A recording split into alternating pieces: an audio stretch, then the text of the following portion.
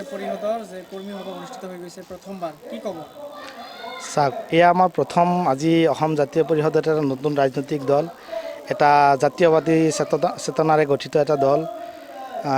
আমি প্ৰথমখন বৈঠক অনুষ্ঠিত কৰিছোঁ। যথেষ্ট সঁহাৰি ৰাইজে দিছে আমাক। আমি আজি ৰাইজৰ সহযোগত এটা সমষ্টি কমিটি গঠন কৰিব পাৰিলোঁ। তাৰ কাৰণে সকলো ৰাইজক অসম জাতীয়তাবাদী পৰিষদৰ পৰা ধন্যবাদ জ্ঞাপন কৰিলোঁ। যে লাহৰীঘাট সমষ্টি আচলতে কংগ্ৰেছৰ দুৰ্গ হিচাপে খ্যাত হৈ আছে, তেনে ক্ষেত্ৰত আপোনালোকে অসম জাতীয় পৰিষদে কেনেধৰণৰ প্ৰত্যাহ্বান জনাব পাৰিব? নিশ্চয় আজি 25 বছৰে লাহৰীঘাটত এজন কংগ্ৰেছী MLA আছে, তেখেত ৰাজত্ব কৰি আছে। আজি এই বস্তুটো আমি এজন মানুহে 25 বছৰ ৰাজত্ব কৰাৰ পিছতো লাহৰীঘাট সমষ্টিৰ যিমান উন্নতি হ'ব লাগিছিল সেয়া হৈ উঠা নাই। আপোনালোকে পৰিলক্ষিত কৰিছে। তা আমি অসমবাসীৰ লগতে লাহৰীঘাট সমষ্টিবাসী ৰাইজৰ মাজতো এই জাতীয়তাবাদী প্ৰেম যিটো লুৰুণজ্যোতি ডাঙৰীয়াৰ হাত ধৰি আজি অসমখন বচোৱাৰ লগতে লাহৰীঘাটখন বচোৱাৰ কাৰণে আমি প্ৰচেষ্টা হাতত লৈছোঁ আৰু তাৰে সুপৰিকল্পনা এটা ৰচনা কৰিছোঁ। আপোনাৰ নাম? মোৰ নাম মহিদুৰ ৰহমান।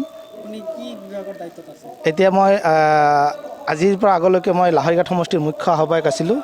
আজি দলে তথা ৰাইজে মোক লাহৰীঘাট সমষ্টি কমিটিৰ সভাপতি হিচাপে নিৰ্বাচন কৰিছে। তাৰ কাৰণে সমূহ ৰাইজ তথা ঊৰ্ধ্বতম কৰ্তৃপক্ষক জাতীয় পৰিষদক মই ধন্যবাদ দিছোঁ আৰু নিজৰ কৰ্মনিষ্ঠা নিজৰ কাম সুচাৰুৰূপে কৰি যাম বুলি মই আপোনালোকৰ সকলোৰে পৰা আশীৰ্বাদ বিচাৰিছোঁ। আপুনি কি ক'ব? আমি অসম জাতীয় পৰিষদৰ এখন প্ৰথম সভা আমাৰ লাহৰীঘাট সমষ্টিত, আৰু ইয়াত বহু মানুহে সহযোগিতা আগবঢ়োৱাৰ বাবে আমি উদ্যোক্তাসকলক আমি ধন্যবাদ জনাইছোঁ।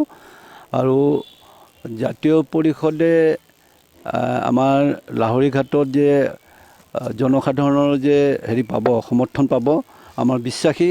কাৰণ ইতিমধ্যেই লাহৰীঘাট সমষ্টিৰ ৰাইজে অনুভৱ কৰিব পাৰিছে, একমাত্ৰ আমাৰ জাতীয় পৰিষদেহে লাহৰীঘাটৰ সমাজক, মৰিগাঁৱৰ সমাজক বা অসমৰ ৰাইজক সকলো দিশতে সুৰক্ষিত কৰিব পাৰিব, শান্তি আনিব পাৰিব, প্ৰগতি কৰিব পাৰিব। সেই কথাখিনি আজিৰ তাৰিখত ইয়াৰ জনসাধাৰণৰ যিটো উপস্থিতি, সেই উপস্থিতিৰ পৰা আমি অনুভৱ কৰিব পাৰিছোঁ। আগন্তুক বিধানসভা নিৰ্বাচনৰ মাজত মাত্ৰ কেইটামান মাহ বাকী আছে, তেনে সময়তে অসম জাতীয় পৰিষদ নতুনকৈ আঞ্চলিক ৰাজনৈতিক দল গঠন হৈছে।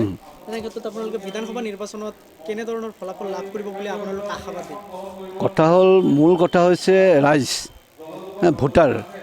আমি অসমৰ সমূহ শ্ৰেণীৰ ৰাইজে অসমৰ বৰ্তমান যিটো পৰিস্থিতি, বিজেপি দলে অসমখনক সকলো দিশতে যিবোৰ ষড়যন্ত্ৰ কৰি অসমীয়া জাতীয় জীৱনৰ কাৰণে যিটো অশ্ৰেণী সংকেত, ভয়ংকৰ অশ্ৰেণী সংকেত আনিছে, সেইকাৰণে আমি জাতীয় পৰিষদে 70 অসম ছাত্ৰ সন্থা, অসম জাতীয়তাবাদী যুৱ ছাত্ৰ পৰিষদ আৰু 30টা জনগোষ্ঠীয় সংগঠনে যৌথভাৱে এই দলটোক জন্ম দিছে।